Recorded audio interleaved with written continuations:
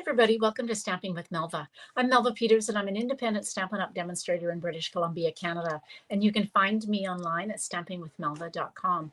Saturday, the week was an amazing week. I was at a weaving retreat for 3 days where I learned how to make warps. So when you weave through the threads and they're called warps. And so typically I've been using black and now I've learned to make my own. And so they're all sorts of colorful warps and I'm so excited to actually get to do some weaving on them. But that's where I've been for the last few days. So I missed being live on Wednesday and Thursday, but I'm back now.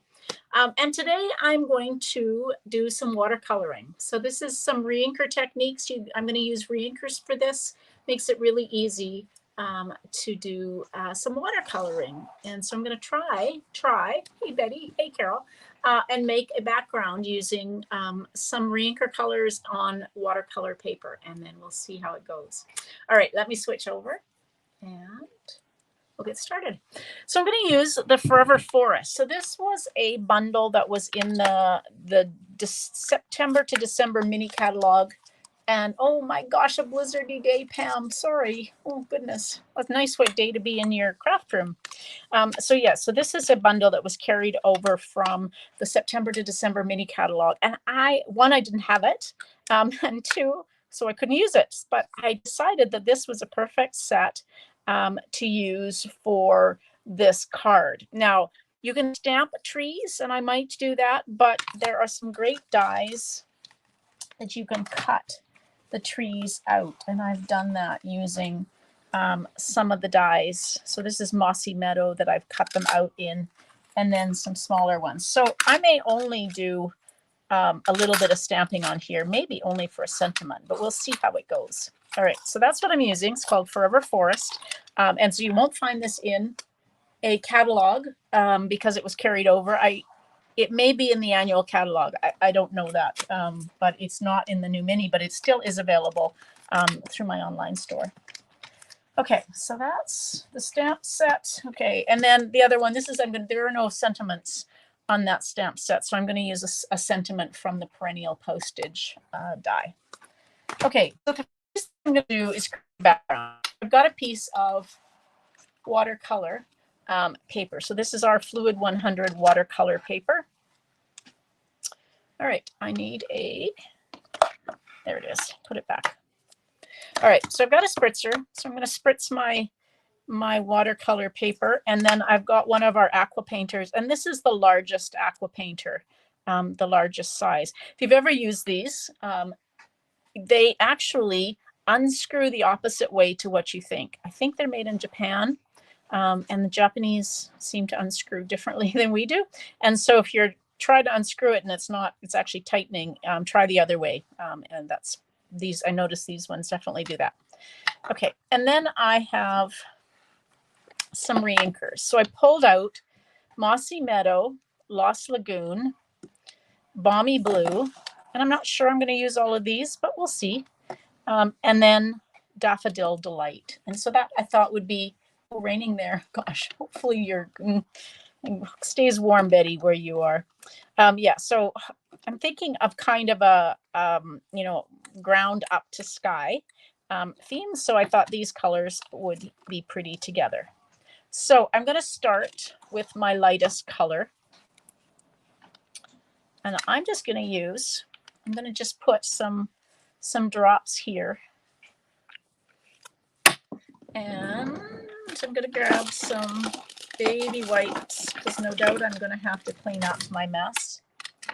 And then I'm going to add some water, just using my spritzer. And then I'm going to spritz my paper. Now I could cut this to size, but I'm going to do the full thing. So I'm going to spritz my paper with water just to help make it a little easier. And the reason I start lightest to darkest is because then I can kind of use the same brush as I go along. So just get some water in there. There we go. I do want it quite liquidy. There we go. So I'm just going to take and create background. So I'm just doing swipes of color. Let's get a baby wipe and clean that up. And then the next one I'm going to do is Balmy Blue. This glass mat is amazing for this, so that I can just kind of carry on. And before I go on to the next step of making my card, now I want this one quite spritzed and quite diluted because throwing my stuff around here. So I'm just cleaning my brush off using a baby wipe. Again, get some water coming out of this. I do have to squeeze a little harder than, there we go. Now I really want this to be lighter, and I'm afraid it's going to be quite dark on there. So where's my spritzer? There we go. There we go. That's better. It's very light, and that's okay because it's kind of the sky. And I can over blend, so blend back and forth. You know, it's probably going to go to a bit of a green color because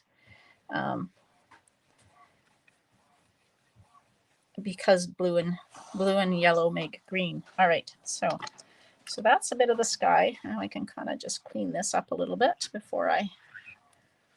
Isn't this amazing?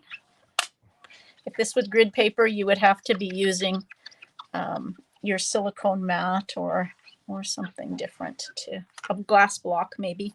Okay, so we've got that. Now I'm going to use some Lost Lagoon. Oof, didn't need that much. And again, some water onto that. You know, I'm not sure there is such a thing as artistry with this. It is what it is. Oops, almost out of water here. Let's get another one. I think I've got another one. Just play. And maybe you won't like the backgrounds you create, but maybe you will. Look at that, I've got splatter, and that's okay on my background.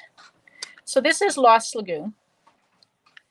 And I'm going to try and do this one just a bit darker than the balmy blue. I had this idea for one of my weaving warps. I didn't quite make it, but I had an idea that I thought I would do, but it didn't work out. Okay, kind of like the splatter. Now the last one I've got is Mossy Meadow. And there's my spritzer. I always want to make sure I get the spray. Oof. Because I've got splatter going all over the place on this one, but that's okay. So just mix this one, and I'm going to go up and over. There we go. So there is my background for my card. Now let's clean this mess up to start with before we get started, because I really do have splatter all over the place. And you could do a few of these if you wanted to when you've got your ink out. You know, make a few backgrounds and maybe make them slightly different, and maybe you'll like one more than the other. There we go. And for the paint brushes, the water painters, I just take my baby wipes and just wipe them as clean as I can get them, and then put the lid back on. All right. That spritzer and that spritzer, one of them needs to be filled up again. Okay, so I'm going to take my heat tool, and I'm going to, I definitely, no, this is watercolor. This is the Fluid 100 watercolor, Betty. So it holds the water. If you did this on just our regular basic white cardstock, it would break down. This is quite wet, and it holds the water. But I do need to, before I do anything with this, I need to make sure it's dry. So I'm just going to take my heat tool. Now, if you don't stamp on it, it doesn't have to be as dry. If you're going to stamp on it, it absolutely needs to dry. Otherwise, the ink will bleed.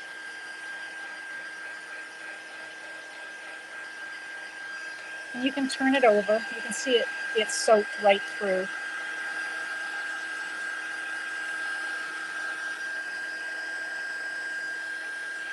Sometimes I will make, if I'm going to show it a card, I will make my make an extra one. Yeah, Fluid 100 paper is amazing. So this is pretty dry. It's not completely dry. Yes, so sometimes I actually will make a card up in advance or make a background up in advance. But today, because I was away, I'm kind of scrambling today. So there was had to return. I rented a car for the 3 days that I was away. So I had to return the car, and yeah, it's just kind of a busy day already this morning. Okay, so I've got a piece of, does kind of look like the mountains, Smoky Mountains. Yeah, it does. That was kind of my idea, was to go from kind of the earth to the sky. So I've got a piece of Mossy Meadow cardstock that I cut 5.5 by 8.5. So we'll score it at 4 1/4. And grab my bone folder and fold into the mountain or the raised line. There we go. Okay, so what I haven't quite decided what we're going to do yet with this, but what I did was, let's move these guys. What I did was I cut out one of the big trees and some of these little trees, just so I had them. We'll see which ones we use. Hey, Mern, welcome.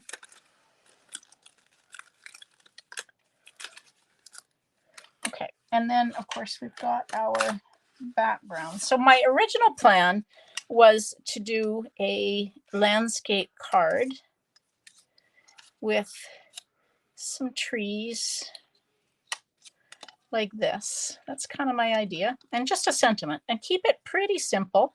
I was thinking maybe I would stamp something on, you know, in the background, but because I've got these splatters. Hey, Lynn, welcome. Oh my gosh, you're busy, Betty. I took my knitting with me, expecting to get some done, and yeah, it didn't happen. Okay, so I was thinking I was going to make a landscape card, and I think I still will, but it's going to mean cutting some of my sky off. So I'm going to cut this to 4 1/2. Let's see. I'm trying to figure out how much, because I need to cut it down to 4 inches, right? So I just don't want to cut all of the green off or all of the sky off. So let's just take a little bit off, and then, yeah, so then I can cut this to 5 1/4. And then I still got some sky left, and I still got some of the ground left. So that will go on like that. And I'm going to save this piece because I'm going to use it on part of it on the inside of the card.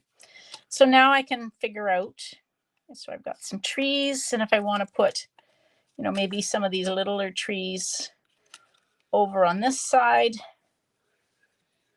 like that.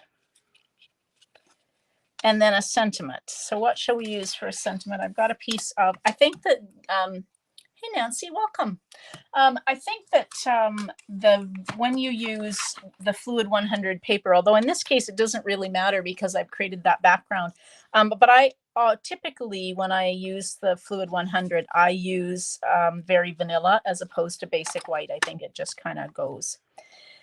So I think I'm going to use this sentiment that says,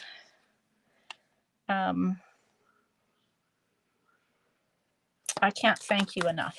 I was debating to myself what I was going to use.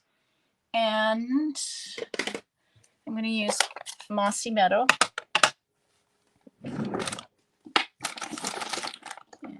so I need a block.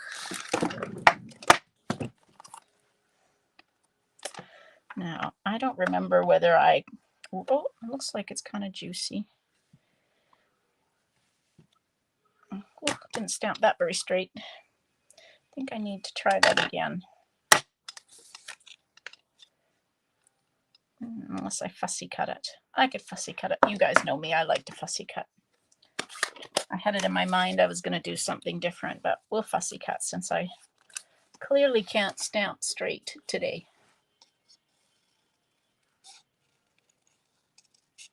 So just going to cut around the words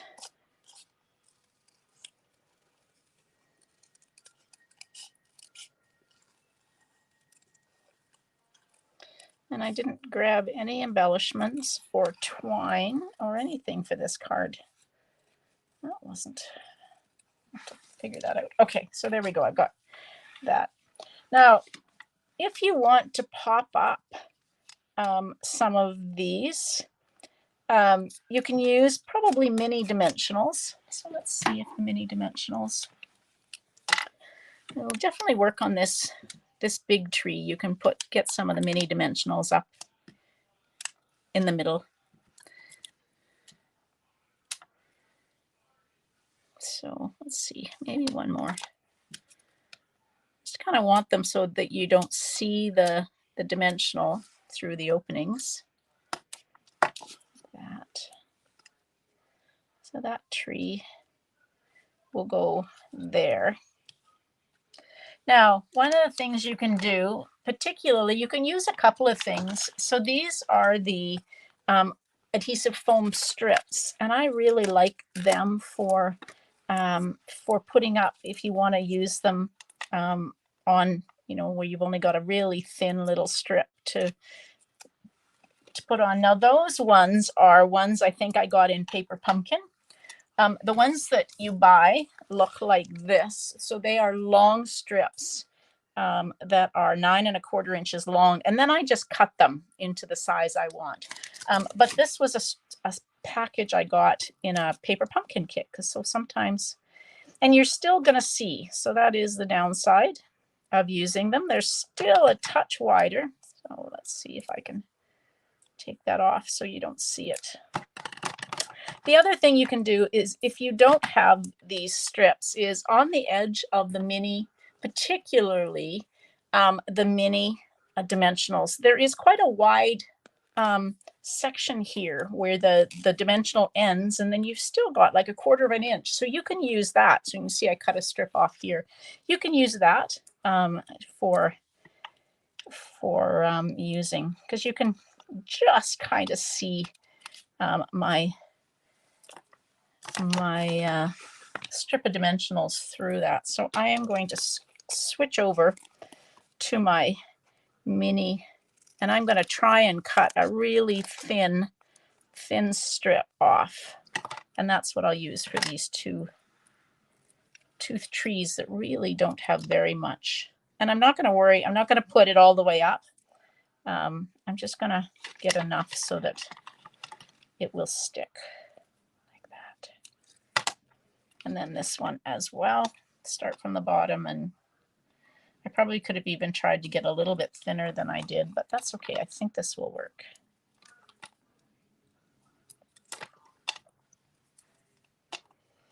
Okay, so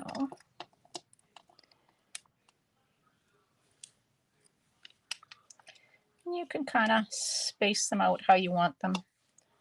This will be kind of the forest over in this corner, like that. Okay, so when you do fluid 100 paper, or any paper where you get it wet and then use the heat tool, sometimes the edges curl a little bit. So I like to use tear and tape, because that way it's really sticky and I can get tear and tape all the way across the piece. And I know I will get my piece of watercolor paper flat against the card base.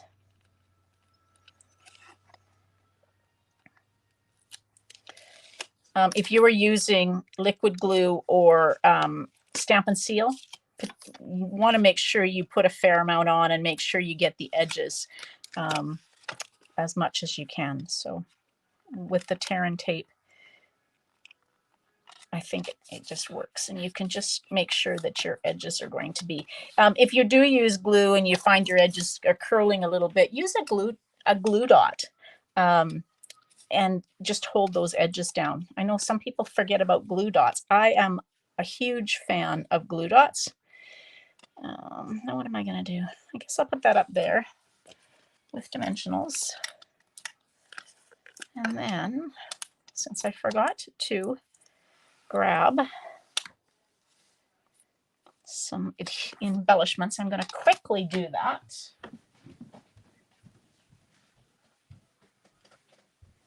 what shall we use? Not those.